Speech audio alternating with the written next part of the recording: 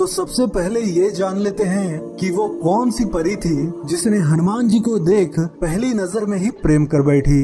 दोस्तों ये उस समय की बात है जब हनुमान जी पहली बार अशोक वाटिका में सीता मैया के दर्शन कर लंका दहन करके लौट आए थे। तब श्री राम की वानर सेना लंका तक पहुंचने के लिए पुल का निर्माण कर रही थी। दोस्तों कई जगहों पर ये बताया गया है कि राम सेतु पुल का निर्माण केवल 5 दिनों में ही कर दिया गया था, लेकिन इस पुल के निर्माण के दौरान ही एक कांड भी हो रहा था। दरअसल एक सुवर्णमचा नामक जलपरी जो कि रावण की सेविका थी, रावण के कहने पर वह जलपरी पत्थरों से निर्माण किया जा रहा उस पुल को रात्रि के समय एक एक करके गायब कर दे रही थी। ये घटना करीब 3 दिनों तक चला था।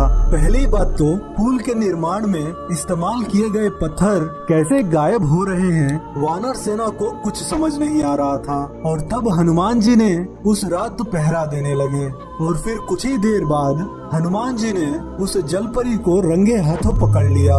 दोस्तों आज के समय में अगर कोई गलत काम करते हुए पकड़ा जाता है तो डर के मारे कांपने लगता है, लेकिन उस समय जब हनुमान जी ने उस जलपरी को रंगे हाथों पकड़ा तो यहाँ कुछ अलग ही ट्विस्ट हो गया। दरअसल वो जलपरी हनुमान जी से तनिक भी नहीं डरी और तो और हनुमान जी के दिव्य और विशाल रूप के प्रति इतना आकर्षित हो गई कि वो हनुमान जी से प्रेम कर बैठी। दोस्तों हनुमान जी ठहरे बाल ब्रह्मचारी, उनके कण कण में केवल श्री राम और सीता मैया के प्रति भक्ति का प्रेम ही झलकता है। दरअसल सुवर्णमचा जलपरी ने हनुमान जी के रूप से प्रेम किया था, तो फिर हनुमान जी के समझाने के बाद उस जलपरी ने फिर से दोबारा पुल के निर्माण में किसी भी प्रकार की बाधा उत्पन्न नहीं की। और दोस्तों ये कथा हमें थाईलैंड और काम्बोडियन वर्जन रामायण में देखने को मिलता है। और इस स्वर्णमचा जलपरी के तस्वीर को आज भी काम्बोडिया और थाईलैंड देश के कई सारे घरों में देखा जाता है। वे लोग इस स्वर्णमचा जलपरी की तस्वीर इसलिए रखते हैं क्योंकि वे इसे लकी मानते हैं।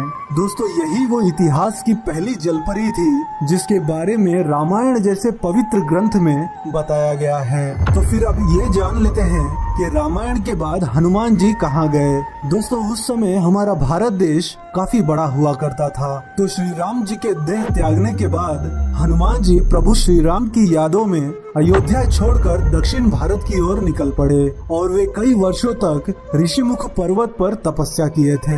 दोस्तों हनुमान जी को यह स्थान अत्यंत प्रिय था क्योंकि वे इसी जगह पर पहली बार श्री राम जी और लक्ष्मण जी से मिले थे और फिर इसके बाद वे गंधमादन पर्वत जो कि हिमालय के पहाड़ियों में स्थित है वे वहां चले गए। और इसके बाद जब द्वापर युग आया तब उस समय हनुमान जी ने भीम और अर्जुन का घमंड कैसे तोड़े थे ये कथा तो हम सब जानते ही हैं। इसके बाद श्री कृष्ण, राधा रानी और बलराम दाऊ ने त्रेता युग में हनुमान जी को दिए एक वचन के मुताबिक एक बार फिर से श्री राम, सीता मैया और लक्ष्मण के रूप में प्रकट होकर हनुमान जी को दर्शन दिए। दोस्तों इसके बाद हनुमान जी के बारे में कई सारे देशों में प्रचलित कथाएं देखने को मिलती है, जैसे कि चाइना में मंकी किंग नाम से एक कथा प्रचलित है और ऐसे ही काम्बोडिया, थाईलैंड, वियतनाम और अमेरिका के मुख्य माया सभ्यता जो कि हजारों साल पुरानी है वे भी हनुमान जी की तरह आकृति वाली मूर्ति की पूजा करते हैं। और श्रीलंका के पिदुरु पर्वत के जंगलों के बीच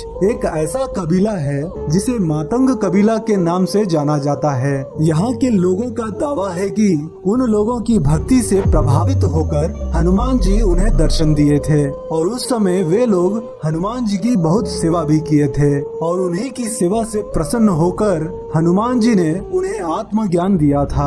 और दोस्तों आपको बता दूं कि आत्मज्ञान वो विज्ञान है जिसे भूत, भविष्य, वर्तमान का पता चल जाता है। और फिर उस कबीले के लोगों ने हनुमान जी से प्रार्थना कर आग्रह किए कि वो समय समय पर वापस लौटकर आते रहें और उनकी आने वाली पीढ़ियों को भी इस आत्मज्ञान का बोध प्रदान करते रहें। भगवान हनुमान जी तो उनकी सेवा से पहले ही प्रसन्न थे, इसीलिए उन्होंने यह वचन दिया कि वे हर 41 सालों में एक बार आत्मज्ञान देने जरूर आएंगे। यानी कि 41 सालों में एक बार भगवान हनुमान जी उस कबीले के लोगों से मिलने जरूर आते हैं। दोस्तों ये सारी बातें यहाँ पर गए शोधकर्ताओं और वैज्ञानिकों द्वारा कई दिनों का अध्ययन करने के बाद बताया गया है। और दोस्तों हमारे भारत देश में ही कई सारे महान लोगों ने हनुमान जी के दर्शन करने की बात भी कहे हैं, जिसमें ऋषि माधवाचार्य, तुलसीदास, स्वामी रामदास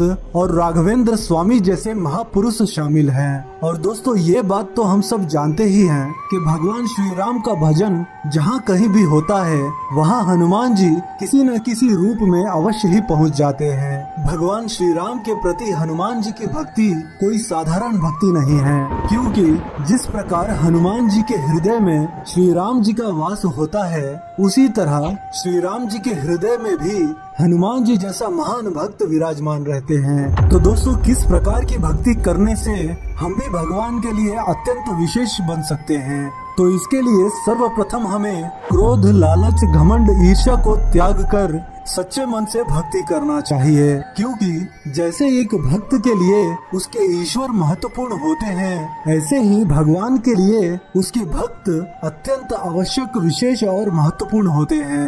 यानी कि जितना प्रेम आप भगवान से करोगे उतना ही प्रेम वे आपसे भी करेंगे। और जैसे एक सच्चा भक्त उसके भगवान के बिना अधूरा है, वैसे ही भगवान भी उसके भक्त के बिना अधूरे ही हैं। तो दोस्तों आशा करता हूँ कि अब आप एक भक्त के भक्ति की इम्पोर्टेंस को समझ गए होंगे। तो दोस्तों अगर आप सबको मेरा एक्सप्लेनेशन पसंद आया हो तो इस वीडियो को लाइक करके कमेंट में प्रेम से जय श्री राम, जय बजरंगबली जरूर लिखें।